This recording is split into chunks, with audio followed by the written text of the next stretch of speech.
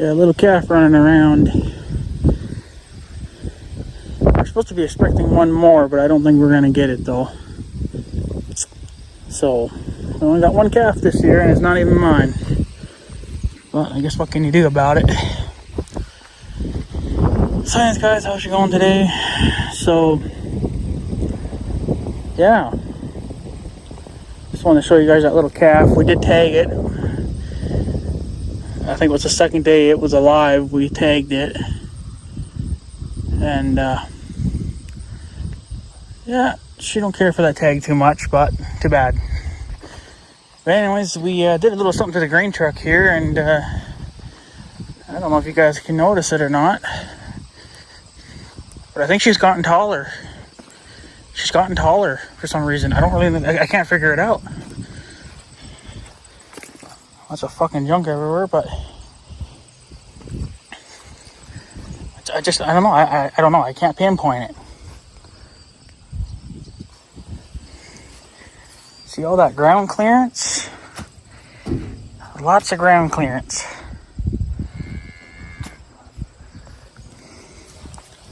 Lots and lots of ground clearance.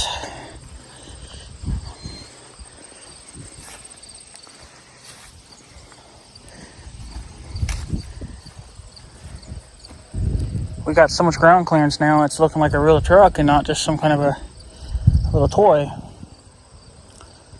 Anyways, I put some air in the tires, except that inner tire, because the way the valve stem is, you can't get to it. This dual would have to come off in order for me to get to it. But I think there's about 6 pounds of air in there. So I'm just going to leave it for now. But all the other tires, surprisingly, all the tires took air. And we pulled it ahead. We pulled it out of its little parking spot. That's where the front tire sat. And it was buried up to the rims.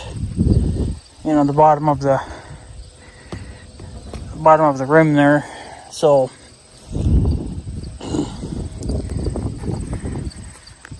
there's tons of ground clearance now. And then we gained another, I suppose, 3 inches with putting air in the tires. I think I know these back tires, they're supposed to, I'm gonna have to eat her for dinner. I think the back tires, they take like 45 pounds. I don't know about the fronts because there's nothing on the front tires. It's probably on the inside of the tire, but I'm guessing probably about 35, 40 pounds, 45 pounds. Same with the front. You know, the fronts do the same thing. But I only put 20 pounds in for now. I'm going to slowly get them up to at least 35 pounds. I don't want to push these tires too fast, because I feel like if I push them too hard right away, they might blow up on me. So I figured, well, because last night I got them up to 12 pounds. And then today I got them up to 16 pounds. And then I waited 20 minutes, and then I went back and got them up to 20 pounds. I think I'm probably going to go tonight. I'll probably put up to about 25 pounds in there.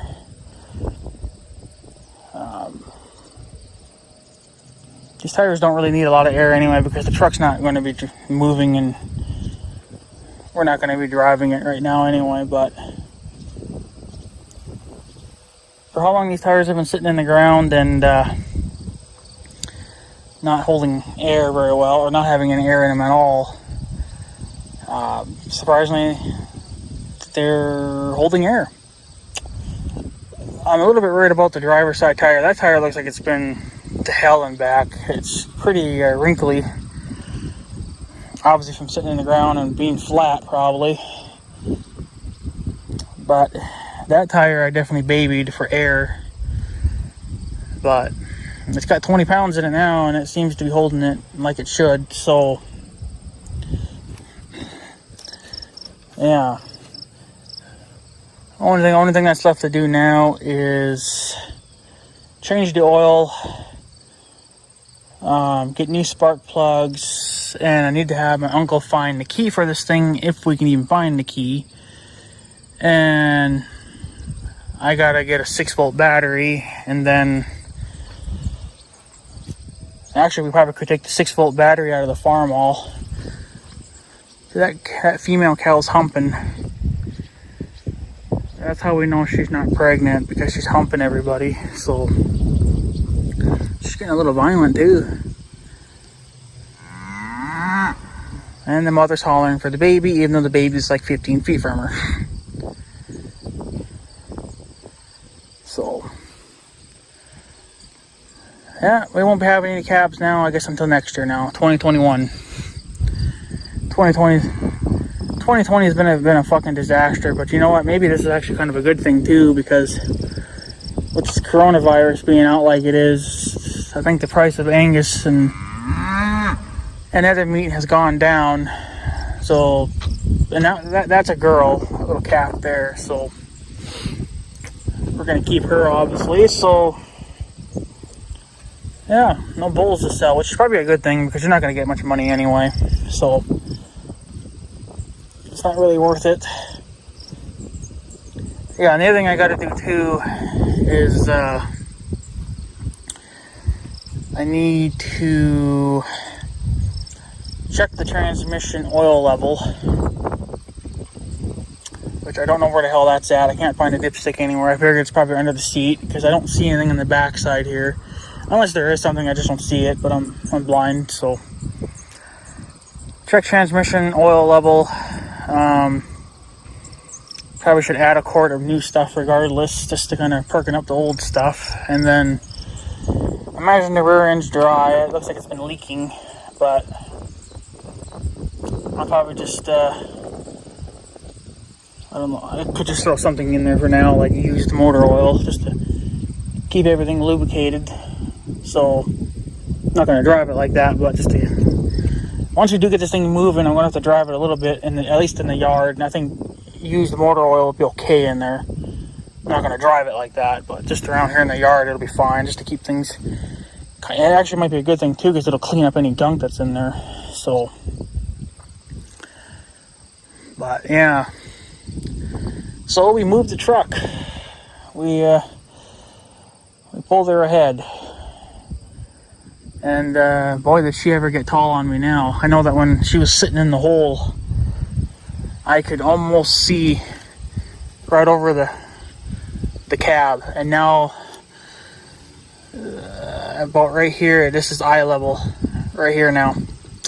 So I can't see over. And I don't know who put a dent in the door, but they did. Probably have to put glue in that or something. And the cow's being a big bitch, I don't know why. The calf is literally like 4 feet from her.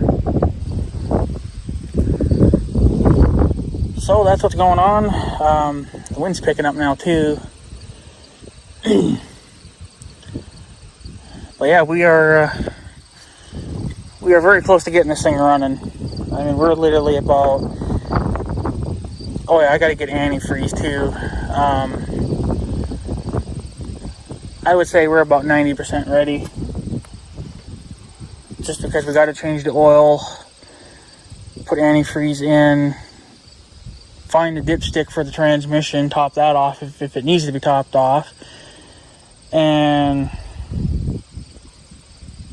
the rear end, probably should throw a quart of something in there just to lubricate it. And then, yeah. Looks like this window's not shut for some reason. It's got a big massive gap there.